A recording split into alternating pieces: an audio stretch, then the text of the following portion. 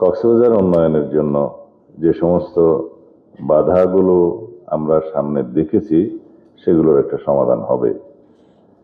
যেমন বাংলাদেশে ইতিপূর্বে বিগত ফ্যাসিবাদী সরকারের সময় কোনো তথ্য উপাত্ত জরিপ বাদে ইচ্ছামতো বিভিন্ন এলাকাকে ইকোলজিক্যালি ক্রিটিক্যাল এরিয়া হিসাবে ঘোষণা করা হয়েছে, ইসিএ হিসাবে।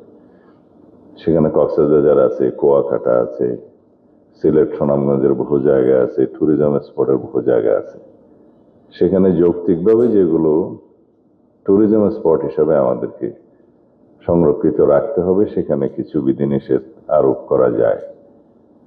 আর কক্সবাজারের সমুদ্র সৈকত, মেরিন ড্রাইভ রোডের আশেপাশে ইকোলজিক্যাল ক্রিটিক্যাল এরিয়া হিসাবে যে গেজেট নোটিফিকেশন বা ঘোষণা করা হয়েছে এবং আদালতেরও কিছু এখানে নির্দেশনা আছে, এগুলো আমরা আবার জরিপ ভিত্তিক, তথ্য ভিত্তিক, প্রকৃত অবস্থা বিবেচনা করে ট্যুরিজমের বিকাশের জন্য বিষয়টা গুরুত্ব দিয়ে পুনর্বিবেচনা করার নির্দেশনা দিয়েছি আমরা। অর্থাৎ মেরিন ড্রাইভ রোডের দুই পাশে 300 না 500 মিটারের মধ্যে যে বিভিন্ন এলাকায় কোনো জরিপ ব্যতি রেখে, কোনো তথ্য ব্যতি রেখে ইচ্ছাকৃতভাবে যে ইকোলজিক্যালি ক্রিটিক্যাল এরিয়া ঘোষণা করা হয়েছে, তাতে করে সারা বিশ্বের মধ্যে গুরুত্বপূর্ণ এই পর্যটন এরিয়ার কোনো বিকাশ হয়নি এবং এটা যাতে বিকশিত না হতে পারে সেই জন্য কোনো পরিকল্পনা ছিল কিনা জানি না। সেই বাধা আমরা দূর করতে চাই।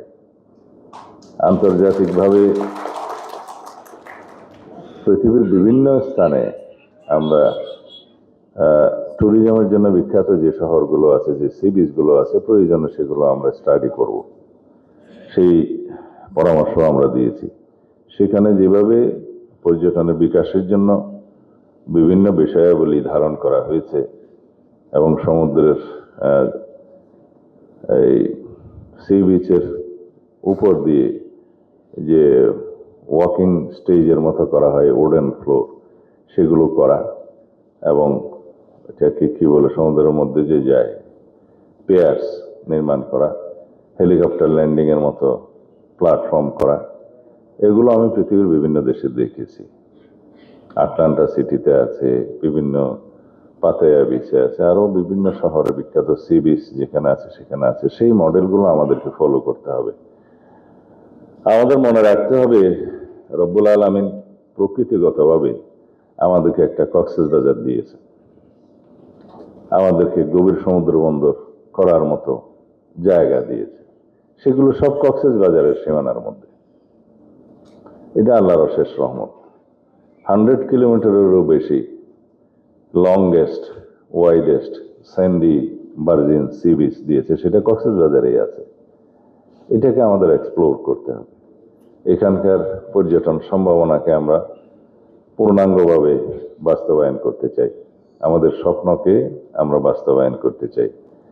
এক কক্সবাজারের সমুদ্র সম্পদ, পর্যটন শিল্প, গভীর সমুদ্র বন্দর এবং আমাদের অন্যান্য প্রাকৃতিক যে সম্পদ আছে, এগুলো আহরণ করলে বাংলাদেশে রাষ্ট্র হিসাবে বিশাল একটি রাজস্ব শুধুমাত্র কক্সবাজার থেকে আহরণ করা সম্ভব। বাংলাদেশে অন্য যে কোনো এলাকার চাইতে প্রকৃতিগতভাবে বাংলাদেশ অনেক বেশি ধনী এলাকা, প্রকৃতি আমাদেরকে তাই দিয়েছে। আমরা গভীর সমুদ্রে এখন গ্যাস অনুসন্ধানের জন্য অনুমতি দিচ্ছি। গভীর সমুদ্রের সমস্ত সামুদ্রিক সম্পদ আহরণের আমরা প্রচেষ্টা নেব।